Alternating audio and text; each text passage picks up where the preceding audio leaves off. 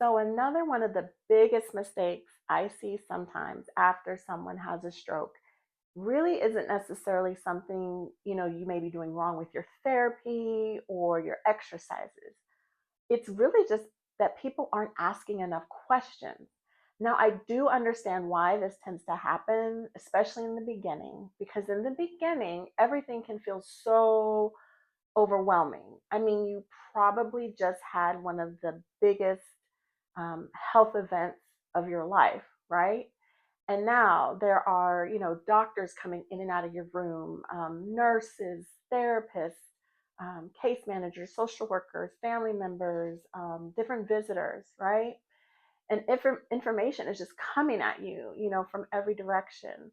And sometimes before you know it, you blink and your time in rehab, it's up. You're being discharged from the hospital and now you're back at home and you're thinking, wait, what was I supposed to be doing again? What do I need to be doing now? So today I want to share some of the most important questions I think every stroke survivor and family or support person should be asking, your therapy team before you leave rehab or while you're still receiving therapy services. Because honestly, the more you understand about your recovery, the more confident you're going to feel when it's time for you to continue your recovery at home. Also, if you're still in the hospital or still currently receiving therapy services, I highly recommend grabbing a notebook and writing some of these questions down. Then bring it with you to your next therapy session or doctor's appointment and just check them off one by one, okay? So, question number one: what should I be working on when I'm not in therapy? This is probably my favorite question I like for people to ask, because here's the reality. Most people get therapy for maybe an hour, sometimes two, sometimes even up to 3 hours a day. But think about that for a minute. There are 24 hours in a day. So that leaves a lot of hours, a lot of time where you're not obviously with your therapist. So ask them, what should I be practicing safely, on my own? Maybe it's shoulder squeezes or weight bearing activities, working on visualization, um, fine motor exercises, hand strengthening, range of motion, stretching, sitting balance. Can you be cleared to walk with the nursing staff or your family? Can you work on exercises to improve your speech or practice memory exercises? Really, whatever it is, just ask for homework. Know what your homework is, because your recovery doesn't stop or have to stop just because your therapy has ended for the day, right? You absolutely need time to rest and recover, but there is always something you can be safely working on your own when you're able to. You just have to ask, okay? Question number two: what should I not be doing? This is a great question to ask too, because it can help you, prevent a lot of problems. So ask things like, should I be wearing my sling all the time? No. What should I do with my weaker arm when I'm sitting, when I'm standing, walking, or laying down? Are there movements I should avoid? Should I or should I sleep in a certain position? Can I exercise by myself? Okay. Sometimes, honestly, knowing what not to do is just as important as knowing what to do, right? Question number three: where are my biggest safety risks? So everyone's risks are going to be a little different. Maybe for you, it's falls or swallowing. Maybe it's shoulder protection for that weaker arm. Maybe it's something to do with your vision or neglect or your memory. So just ask your therapist, is there anything that worries you the most about me going home? This is a powerful question, and you can learn a lot by asking it. So ask everyone on your therapy team this question. I mean, you really can't go wrong with this one. Okay. Question number four: how should I position my affected arm or my affected leg? You all know I talk a lot about positioning and protecting your weaker arm because it's really just that important. So for this one, actually ask them to show you, not just tell you, right? Have them demonstrate how to safely position yourself when you're sitting. And I mean, like on multiple different surfaces, whether it's like seated in a recliner, in a wheelchair, in the car, in the shower, on a couch, sitting at the edge of the bed or on the commode, all the places. Also, how to lie or lay down on your back safely or on your right side, on your left side. Can you lay on your stomach? Some people were stomach sleepers.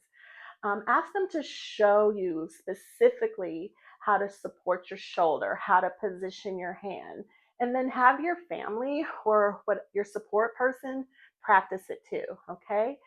Question number 5: what equipment do I need that is actually going to help me? Not everyone is going to need everything, and not everything you're needing or is being recommended for you right now is necessarily going to be forever, right? So maybe, maybe, but maybe not. So, things like, DME, durable medical equipment, things like walkers, wheelchairs, shower chairs, hospital beds, bedside commodes, and other adaptive supports and equipment, they can be essential for bridging that gap in the beginning. They can allow you to do some of the basic day-to-day things more safely and more independently than you'd be able to do without them or without the support. But again, they're bridging a gap for you and provide support in many areas while you continue your recovery. So maybe you need a shower chair or a wheelchair or a walker or grab bars installed in your bathroom. Maybe a reacher to help you with dressing, a bedside commode to use at night for toileting, or a toilet riser over your toilet, or maybe nothing at all. Just ask, what equipment is worth it for me to invest in? What equipment will my insurance cover? And what equipment can I expect to have to pay for out of pocket? Are there places I can purchase equipment and get things secondhand? Or is there a DME or equipment loaner program available in your community? And just know that a lot of times when you're very early on in your recovery and maybe even still at the rehab facility, your team may wait until it's closer to when you're going home before they even start to make some of these equipment recommendations, because people change. Your level of function can change and improve compared to when you first were started or first admitted to the hospital. Sometimes some of the equipment and supports you needed when you first started at the rehab facility, some of them maybe you won't necessarily need when it's time for you to go home, right? So just be sure to ask your team these questions, you know, um, way before you and your family start ordering things, especially with so much being available online, like Amazon and other sites like that. They'll deliver to you the next day, even the same day. So it can be really tempted to start loading up your cart, in the beginning. And I just say press pause for a bit. Talk to your team first. You can save yourself a lot of money by waiting and buying only what you really need and what's actually going to be helpful to you, to your recovery. Okay. And just a quick side note about grab bars. If this is something that you're going to need or you think you're going to need, please have your family and friends wait to put them up until you get home. Don't put them up till you get home, because I can't tell you how many times, well meaning family and friends have had grab bars installed before their person gets home. And then they kind of end up being in all the wrong places. So, if possible, wait until you get home. Practice getting in and out of the shower with your person spotting you if needed. And then have them take note, and you take note of where you're putting your hands and reaching for support as you get in and get out. And then that's where the grab bar should go. Okay. Sometimes it's a bar just placed vertically right outside the shower that's most helpful, or a diagonal bar inside the shower, or just a short bar placed horizontally in front of you in the shower. I mean, whatever it ends up being, you just want to make sure that they are exactly where you need them to be. Okay. All right, question number 6. How will I know if I'm improving? This is a really important one emotionally because sometimes progress isn't always obvious, and sometimes it's really subtle and not always easy to detect. Like new muscle movement that might be starting to come back, but it's only a little flicker, right? Like that you may not even know it's there unless someone knows exactly where to palpate and feel for it. So ask your therapist, what improvements should I be looking for over the next few weeks or months? This can really, help you be on the lookout for progress you might otherwise miss, okay? Question number 7. When should I contact my doctor? There are certain symptoms you should never ignore, and your therapy team can really help you understand, what's expected, what to expect, and what's not to expect, and when obviously you should seek medical attention. Having this knowledge can give you a lot of peace of mind, especially when you're gearing up to go home for the first time, since your stroke. Question number 8. What are some realistic goals for me right now? Now, notice the question wasn't, will I recover completely? Because honestly, nobody can answer that. Instead, you want to ask, what should I realistically be working toward over the next month? Short term goals are much easier to focus on than trying to make bigger goals and make bigger progress happen, faster than your body's ready for. One of the hardest things about recovery from neurological conditions is that not much of the recovery is going to be on our timeline. It can truly feel like just this big waiting game, waiting to see what's going to come back. Is it going to come back? How strong will it come back?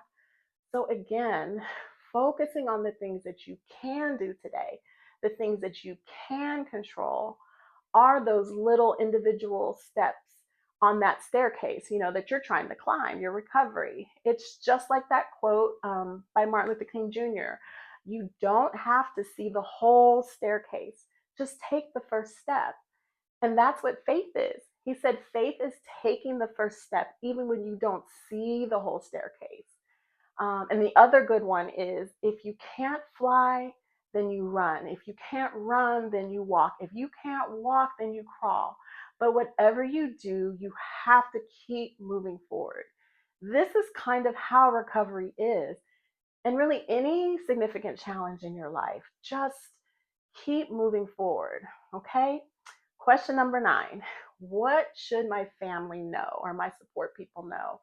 Sometimes the education and training that really needs to happen isn't just for you, it's for the people in your inner circle, your support system, the people who will be helping you and supporting you when you're back at home. So ask your therapist to teach your support people, you know, how to safely help you with different things, how much assistance to give or not to give, because, people over helping is a real issue sometimes. How to protect your shoulder, how to set things up once you are at home to make things more efficiently. Just how to support you if needed with whatever part, with all the different parts of your daily routine that require that support. Family education really is one of the most valuable parts of rehabilitation. Just remember, it's also important that you stay actively involved in your care and know how to verbally and effectively direct your care. If there are things that you are physically not able to do right now and require the assistance from someone else, okay? And question number 10, what happens after my therapy ends? This is a question, and again, I wish more people ask, because I've said this before. Formal therapy, eventually ends for almost everyone. Insurance runs out, the improved length of stay or the number of approved visits, has been reached or it ends. Goals are met, progress kind of slows. Whatever the reason, ask before you leave. What should my recovery start to look like after therapy ends? Again, this is exactly why I started this channel, because recovery doesn't just stop because your therapy does. And so many people find themselves, back at home, unsure of what to do, and often have very little support. So it is so important to not only know what questions to ask, but to be sure to ask those questions while you still have access to your therapy team. They really can be, they're there for you, and they can really be a great and valuable resource. So please be an active participant in your recovery. Don't wait for recovery to just happen to you. Don't be afraid to ask questions, okay? And if you're a stroke survivor, you're watching this at home, or you're a support person for someone who's had a stroke, let me know what's one question you wish you had asked the therapy team or your therapy team sooner, okay? Leave me a comment and let me know, all right? As always, guys, I really hope this was helpful, and I will see you next time. If you found this video helpful, don't forget to subscribe for more DIY videos to help you along the way in your stroke recovery. Struggling at home? Have a question? Leave me a comment. I'm here to help.